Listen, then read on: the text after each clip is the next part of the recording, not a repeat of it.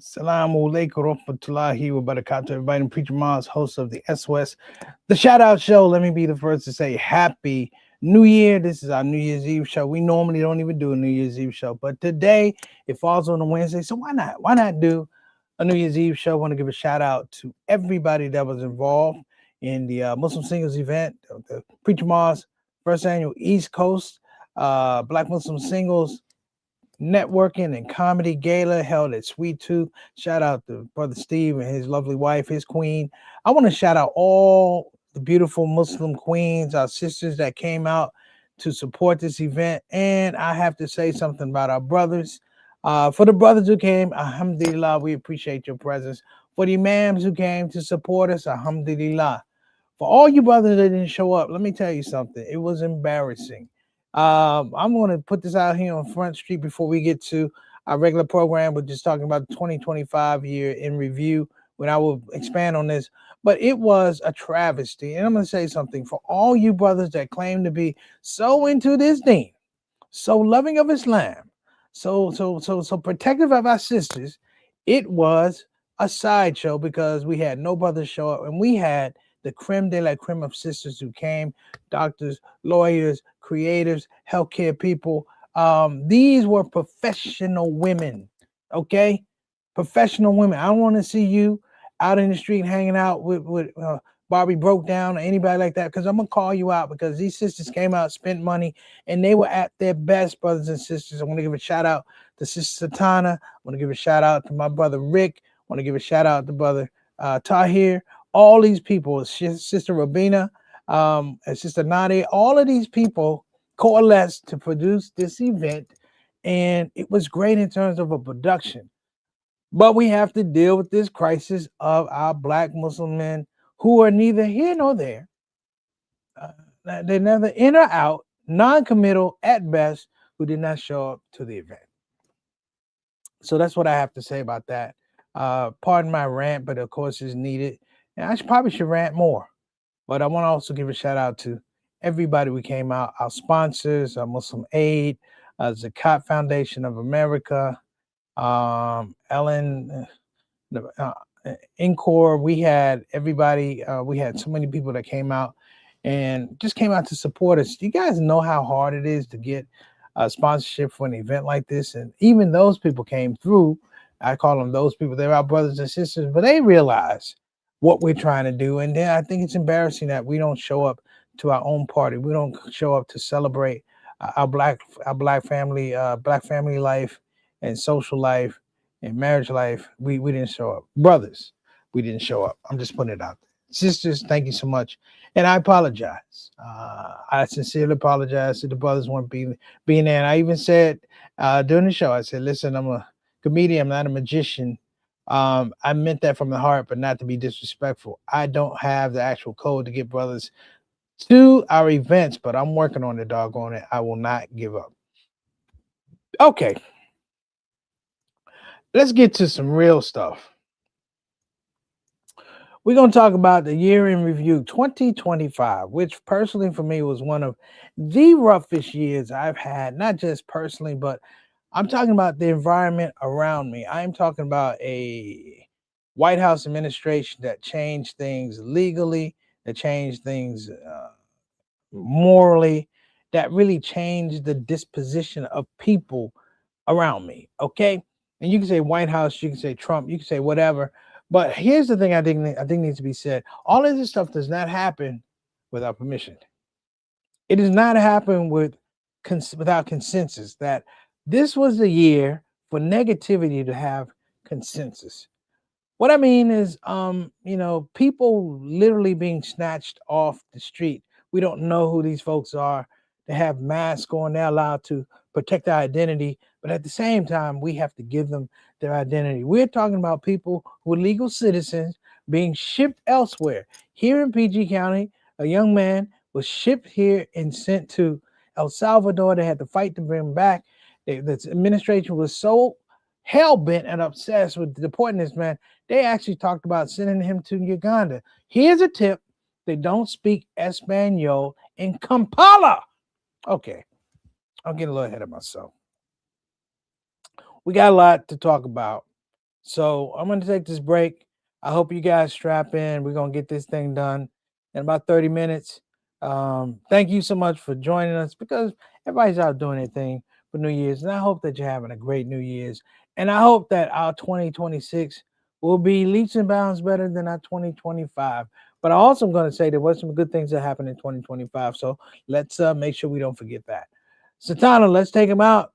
I'm Preacher Moss on the Shout Out Show, and I'll be right back.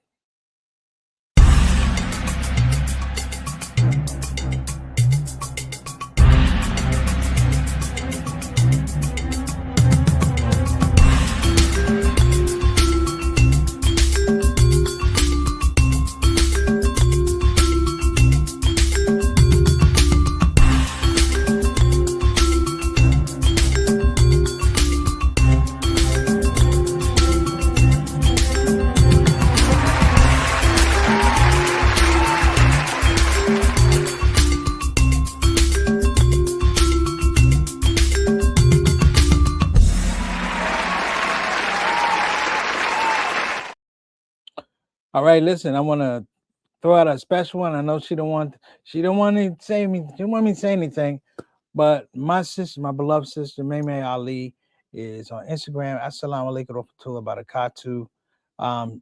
One of the highlights of 2025 was I got to fly into Chicago and see her birth a project. Maybe I'm saying it wrong, but it's called Float. I know it's called Float, and it was an incredible piece of work. Choreography, the aspect of her life with her father, with her family, her engagement with society, her coming into womanhood and personhood, and things that she's done. Clearly, that's my sister. We have a very personal relationship. I met Maymay at the Ice House back in Pasadena. God knows, in the mid 2000s, it was the late 1990s that I saw her, and we've been friends since. Shout out, sis. I see you out in Instagram land. Much love to you. Also, and we have, of course, in our space, we got Sister Reed. Sister Reed is out doing her thing. We got Brother Altaf Rashid. We call him Mr. 6 o'clock, our Canadian envoy to the show. Straight up, straight down. Wa alaikum assalam wa rahmatullahi wa barakatuh. How you doing, beloved?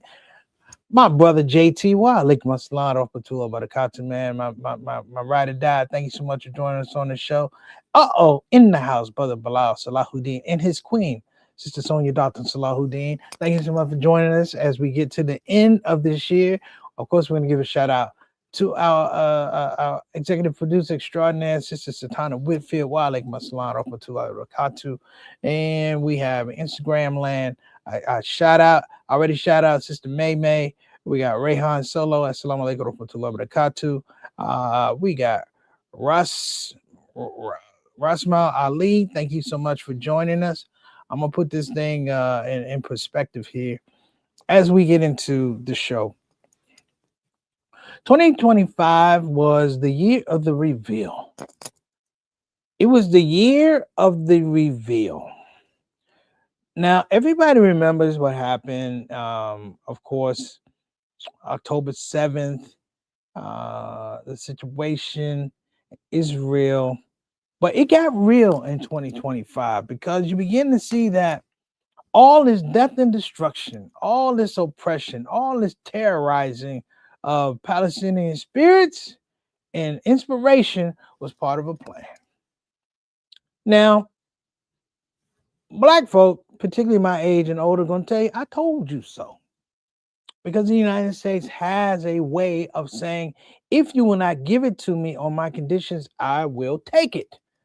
And this is the thing that you have right now. We are in a space right now where people are understanding that this country will take it from you. Then tell you that you have to pay for it. Well, let me tell you something, folks. We lost some giants this year who would speak to the contrary about how America works, because they were actually workers in America. They were our last freedom fighters. I'm talking about Imam Talib Abdul Rashid. I'm talking about Imam Jamil Al-Amin. I'm talking about giants, brothers and sisters, giants who put a template out there, and it wasn't just for Muslims. That's the thing I think is important. It wasn't just for Muslims. It was for people who were like-minded but free-minded. So 2025 was to me the year of attacking those who were free-minded and sober thinking. When you understand a run up, and this is what it is, if you ever been out and you've seen 3 or 4 people run up to you, the emotion naturally is that you retreat.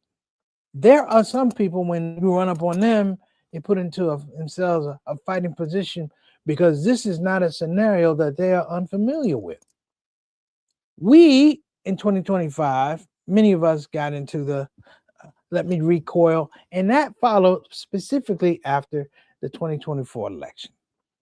As we get into 2026, there needs to be a movement. There needs to be insightful and creative thinking as to how we coalesce our strength. Because what's happened is we give it away. We give it away in fear. We give it away trying to compromise, conciliation. Listen, this is why I appreciate the devil. This is why I appreciate Shaitan. Shaitan will lie to you, but he'll tell you he'll lie to you. Shaitan will trick you, but he'll tell you he's trying to trick you. I have a friend.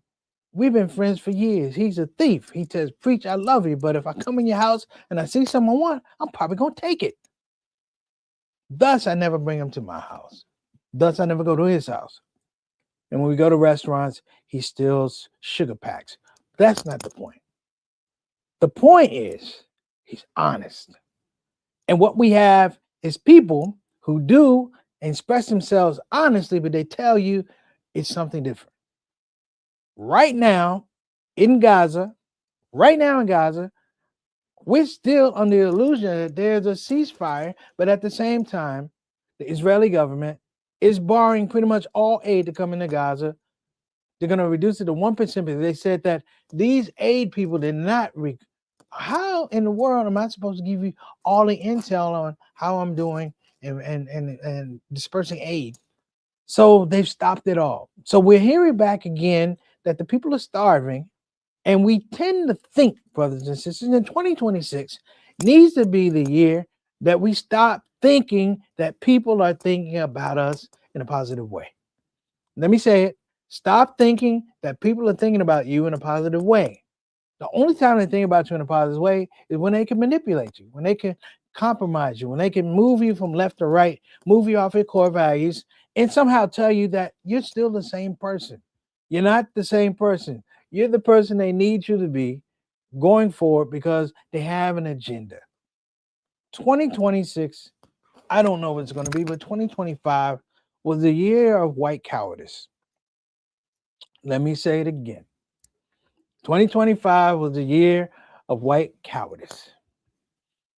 This was, to me, emotionally and spiritually, a recast of the movie Rosewood.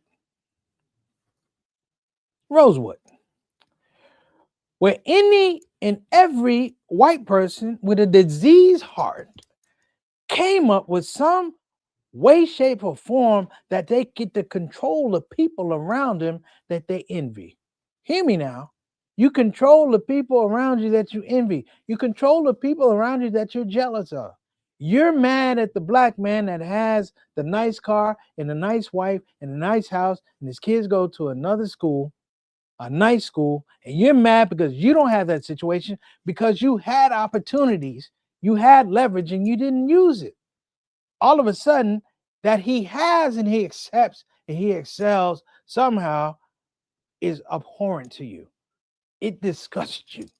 It is unamenable with your thoughts. So this is the year of white cowardice. This is the year white folks just walking up to black women, calling them black bees, and walking up to black men, calling them niggas, and think that there's no repercussion. That whiteness is going to protect them. You should see some of the videos when they do it. It don't work out well. There's a lot of concussions that have been handed out to white cowards in 2025. Which brings me to white coward number one. I don't need a drum roll. There's no fireworks to be said. The president of the United States is the biggest white coward I know. And if you know the game about white cowards, really, really good white cowards, is they tie into networks of white cowards who, sometimes I'm going to go ahead and say this. I'm going to remind you guys of a story I told many years ago. There was a book called Monster. Monster Cody Scott. He was a gangbanger in South Central LA. And there's a passage in this book. I never forget it. White cowards. I never forget it. The guys from his gang had cornered a rival gang member, and they were getting ready to beat him up and stomp him out. So they all had the guys surrounded. They were getting ready to hurt him. They're going to do him dirty. And the LG said, wait a minute, before we stomp him out, he goes, listen, you got two choices. Either you get stomped out, and then he took a cup, he urinated, he put it beside, so you either get stomped out or you drink that piss. He drank the piss. And then he got stomped out. Okay, here's the deal. You got a lot of people call themselves politicians, policymakers, presidents, VPs, Secretary of States. You got a lot of people. I'm not saying they need Tic Tacs, but I'm saying a lot of them got pee-pee breath. A lot of them got, you heard of halitosis? This is urinous halitosis. My point, brothers and sisters, is you can't believe that that type of leadership is going to work for you. So in 2026, I'm going to take the lead as much as I can. I'm going to be as creative as I can, even stepping away sometimes from the shout out show to be as creative as I can, because I feel the need. Hear me now. I feel the need that we need a new perspective. We need a new coat of paint on our core values. We need a new bit of waterproofing on our values and our faith, because 2026 is not going to get easier. As they move to the finish line and at the end of this particular presidency, it's going to get wilder, because people realize once the mask is reduced, once the laws and the executive orders aren't there, they're going to be laid to waste. They're going to be naked in this abyss that they created for everybody, and they're going to lose their mind. Everything that they've done to the Latinos with ICE, everything they've done to Black people, everything done to Native Americans, it's a psychosis. They live with the fact that I did it to you, but I will have anxiety that I'll pass on to my kids because I don't want you to do it to me. That's the United States. That's Israel. That we make the justification. And now you got Twilly D and Twilly Dumber trying to put into a place that somehow, some way, this makes sense. You know how people say, make it make sense? No, don't make it make sense. They can't, brothers and sisters. That's a misnomer. That's a paradox. You can't make sense out of things that don't make sense. That's the natural thing. Okay? So what I'm going to say as we move into this, because I do have a couple of things that were positive. That's some things that were for positive. You know, our children graduated college and graduated high school and went to college. You know, my mom turned 81. My aunt turned 82. I just called my cousin. He just turned 60. You know, and everything I'm saying about the year in review, as I talked about the things at the top, let's talk about the resilience of the Palestinian people. Let's talk about the resilience of the Sudanese people. Let's talk about the character and the resilience of all these Latinos who are rounded up by ICE. Let's talk about the resilience of the African American spirit, the African American Muslim spirit, and the immigrant Muslim spirit that's still alive in this country. Let's celebrate these things. Let's talk about our children who are seeing these things, and we are talking, and they are becoming leaders in the space as opposed to victims. Let's talk about the things that really made us feel good in 2025. Let's talk about Sister Satana and I have been doing the Shout Out Show now for 5 years, going into 6 years. What does that mean? It means that we have a vision. It means that we have a vision. It means that we have discipline. It means that, you know, years ago I was asked by Imam Warthaday Muhammad if I could carry the ball over the field goal line. Can I carry the ball to the end zone? And I told him yes. But I can only do it because I have so many people around me who have the same mentality. We have to shout out and celebrate. We want to make sure you make the wall for our imams, Imam Zayd, Imam Talib, uh, my dear brother. Oh man, I just drew Satana. What's our brother in Imam? I don't know. Now I'm pulling a man who had a stroke in New Jersey. You know my guy. Okay, we'll put in another thing. Okay, I'm gonna put it. Yes, Imam Sharif, who's my main man. I really need to reach out to him and see how he's doing. Because these are the soldiers in our community. These are people I love. We sit and we have food, and we break bread, and you know, Allah's the best planners, but a lot of people have been taken out of here. I mean, my brother Lewis, all praise due. I love that brother, but you turn to Allah. And I'm sure many of you had people in your life that made a difference. They were in your circle of influence, and these are people who are near dear to your heart. That Allah calls them home, but it's the idea that they have a home to go to, that we can celebrate the goodness in their lives, and rejoice in the fact that when they go into the hereafter, that there's goodness and reward for them. You know, in this world right now, sometimes it's a little weird because we focus so much on, what is the bad stuff, what is the thing that's not getting us through. And I have to say this even to myself. I'm gonna ask in 2026 that we kick pessimism in the backside. We come out of 2026 kicking 2026, we come out kicking pessimism in the backside, and we lead with joy. This is something that's very, very important. We lead with joy. I saw a clip of the Honorable Mr. Louis Farrakhan, and he talked about how sometimes the people around you don't really want to see you succeed.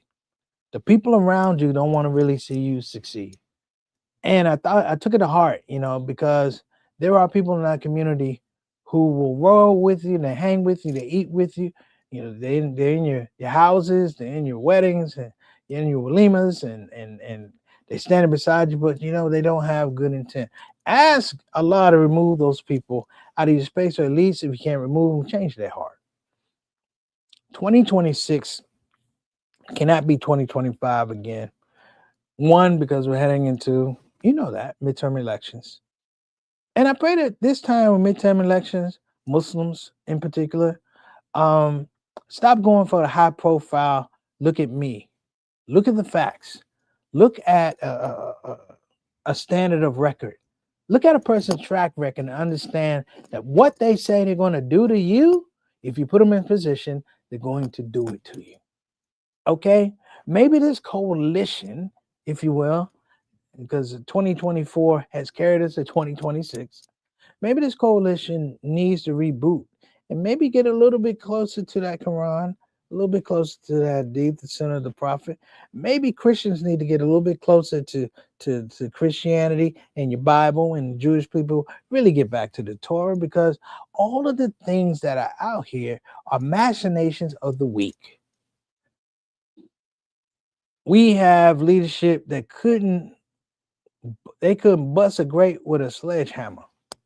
And because they can't bust a grape with a sledgehammer, they use the sledgehammer on you. And then the thing is, and I'm going to say this for 2025, this was the year we forgot our children. This is the year we forgot our children. That too much, too often, the policies never permeated down to the weakest of us, to the unprotected of us, to the women in our country that find themselves fighting to find shelter. This was the year of increase quietly, what they say, not homelessness. This is the plague of the unhoused. This is the plague of the unlived. I don't even know why we got those things, but let me explain this to you. This is the plague of people not giving a damn. And I'm talking about politicians, but I'm talking about religious people. I'm talking about celebrities. I'm talking about people whole scale selling their souls. And the only reason they can sell their souls is because there's a big market that says you can sell your soul. And those of us that are conscious know we can't go into that market. And that market continues to grow and grow and grow. And guess what? The market of people that have common sense and soul shrinks and shrinks and shrinks, but we got to fight. 2025 was the year of laying down. I saw a lot of people lay down. This is what? Do we even still have a ceasefire? Think of that. Listen what I'm saying, brothers and sisters. People think we still have a ceasefire, but you still have Palestinians getting killed. That's like the Bloods and the Crips back in the day had a truce, but Bloods and Crips are still killing each other. But guess what? Just like Palestine, ain't nobody care. It was a demarcation of some type of effort that everybody was comfortable with. So we could just point and go, yep, there it is. Yep, see right there? And there was never continual pressure. There was never continual monitoring. There was never continual support for these ideas. Thus, we sit here now, and we're going to go into 2026 with a mandate that's not other people. 2025 lacked the mandate of the people, the power of will. Now, people go preach. What do you mean the power of will? You talking about? I'm not talking about overthrowing anybody. I'm not talking about let's rush. That don't work. They did that January 6th a couple years back. That doesn't work. But what does work is coalescing around like-minded individuals, creating that market. And these people who they have no intention of coming to that market, if it grows, and they can't come in the market, what happens is that market becomes important to them. That the standard of conduct and care and just humanity is in the United States, around the world changes. That the idea of people caring becomes infectious. Infectious in a way where it's automatic.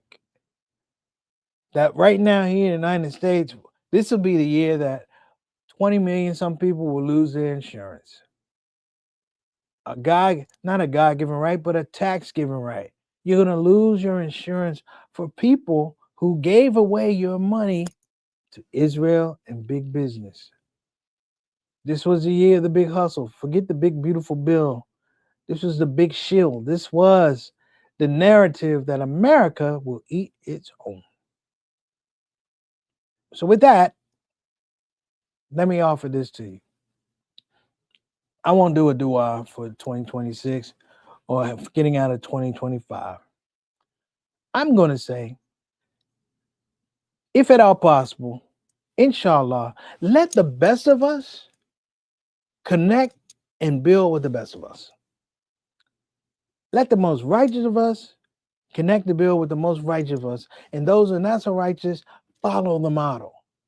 Follow the blueprint, the breadcrumbs to being a better society. That society will ultimately win. Like many of you watching this, I trust my Lord, and he's not led me astray. Let me give some quick shout outs. We got Daki Khan on Instagram. We got Ali. Assalamu alaikum warahmatullahi wabarakatuh. Banago. Assalamu alaikum warahmatullahi wabarakatuh. Nimzeb joined. Thank you so much. And everybody else, listen, shout out to all of you. Love and peace in 2026. That's a shout out show. Preacher Moss says, Assalamu alaikum warahmatullahi wabarakatuh. Oh, yeah. Shout out Resilience Con. It's going to be January the 30th through February 1st, and your brother will be there. We're going to have a show. Satana, did you get my poster? All right, we're going to talk about that. Listen, you guys have been supportive and amazing in 2025. Inshallah, I'll see you in 2026. Assalamu alaikum warahmatullahi wabarakatuh. Take care.